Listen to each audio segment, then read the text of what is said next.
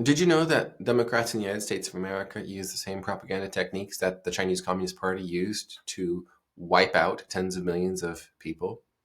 This is Daily Persuasion, and it's a very serious matter. I'm Joshua Lisec, the New York Times bestselling author and co-author, a ghostwriter of more than 90 books on subjects even you haven't heard of, and a professional hypnotist. There have been several phrases that have been used, catchphrases that have been used a lot since the ill-fated Zelensky, Trump, Vance, Rubio meeting a few days ago. And one of them has been the phrase, our democracy, defend our democracy, defend democracy, protect democracy. Another one that you've heard recently that completely ends all conversation via the moral authority frame is women's rights. Women's rights. The Musk coup. Protect trans kids. These sorts of phrases we're hearing a lot, but particularly we're hearing Facebook Americans use them. Now, what are Facebook Americans? And there's a hyphen in there. Facebook Americans are people who rely on their family, friends, acquaintances, maybe some locals, maybe not, sort of small town, digitized, gossipy, classless, catty space as your sense-making environment, your sense-making network, your information environment, as well as your virtue signaling space to reinforce this. This is what a Facebook American is. Facebook Americans can be liberal. Those people certainly feel emboldened because they think everything that they do is morally accurate, upright, and correct, and therefore they want to signal as much as possible using their own children and their own routine and things that they're doing in and around town as ways to signal that. But conservatives feel afraid because I've had several conversations with right-wing Facebook Americans, and they'll say things like, "Oh, that's a great meme, Josh, but I can't post that. I can't say I voted for that person." And they'll whisper it quietly to make sure no one's hearing, because then they'll say, "Well, then my mom won't let us come over to the house anymore. My aunt will not talk to me anymore." They see everything. So this is why liberals tend to have so much of moral authority with so little critical thought, is because they're never challenged, because conservatives are afraid of them. Fortunately, I mean, Facebook Americans are 7 to 10 years behind the times. So you'll see right-wing Facebook Americans post a Zuby tweet screenshot from 2017, kind of a lukewarm, watered-down thought that kind of pokes fun at the hypocrisy of the left, but it goes completely over at the left. So we are witnessing Facebook Americans still have a pre-2014 understanding of Ukraine versus Russia. Pre-2014. So more than 10 years behind the times. I've talked about how the liberal mind is a reality-free zone. And I want to share with you what I teased at the top of the episode. And it is a comment from Ezra Sher on my video, Breaking Liberal Arguments. We talked about the Gulf of America renaming phenomenon and the deepities that liberals often use in place of arguments. They'll often use analogies. They'll say, this thing is literally just like this other thing, even though these two things have nothing apart. So today, I pulled up and I saw Michael McFaul, a liberal commentator.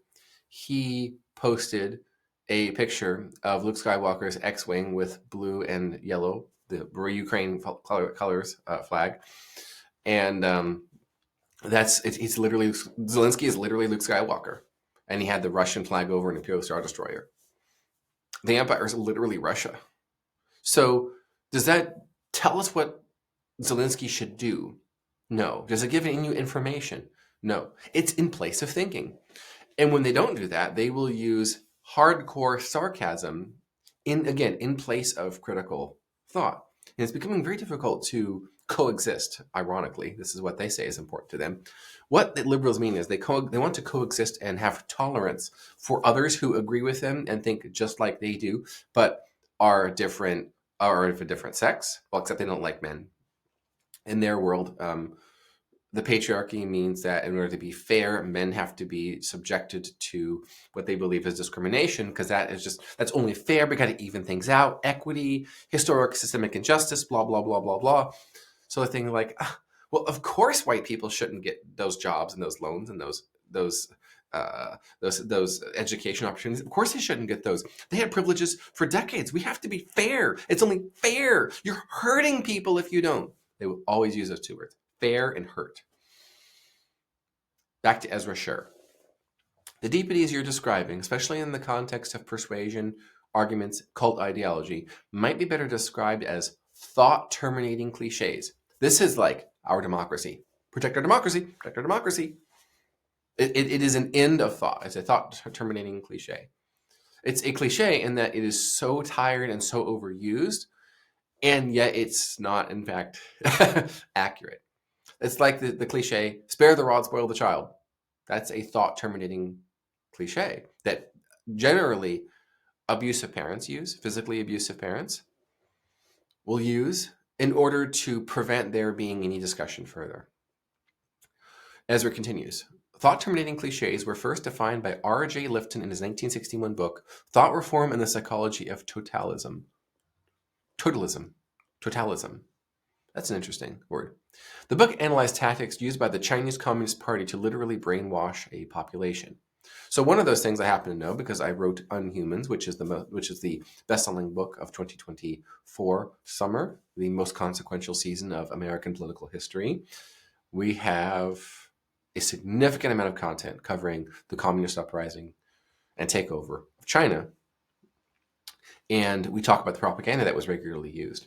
So, for example, one of the phrases that was used by Mao going back to the 1920s was land reform. Land reform, land reform, land reform. You support land reform, don't oppose land reform. Of course, it was in Chinese language. But what did that actually mean? Well, it literally meant Mao leading a mob of farm workers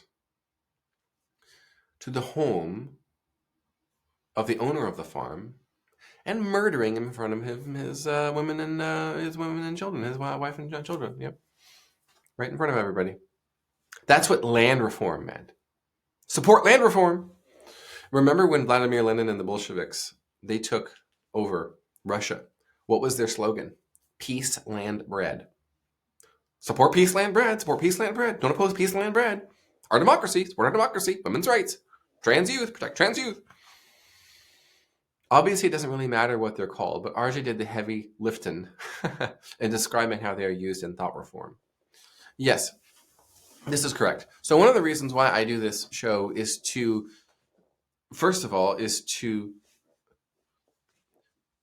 intentionally, but with great love, trigger liberals who happen across this content. Because this is often the first time you've ever encountered someone who has opposing views who is able to dissect and dismantle your views and your values. So if you look at the comments to my videos, there is a lot of emotional turmoil. It's rough. But I believe it's necessary and is done with great love. We love our Facebook Americans. We love our NPR Americans. And by the way, NPR Americans are those people who listen to reliable sources and believe that they are being informed because someone with a soft voice, sophisticated vocabulary, and genteel tone, they heard it on the radio from real news like NPR, okay, or the New York Times, the paper of record. It's the paper of record, reliable sources, trusted experts. But this is what they will, again, these thought-terminating cliches. We must protect trans youth to save our democracy and women's rights. This is what they do every single time. The point of this is not just the necessary triggering, which can create healing for those left folks who are watching this, but those of you who have liberals in your lives, I want to demystify their thinking, their reasoning. This show is designed to help you influence the VIPs of your life end of your career. Meaning those people who are very important to you. They may not be famous, but they may be your boss. They may be one of your clients.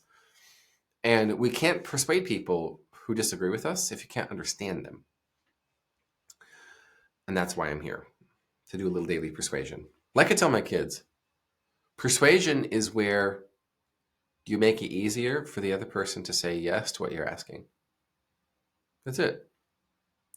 And the way to make it easier is to understand how they think, how they decide, how they act, so that you can do what?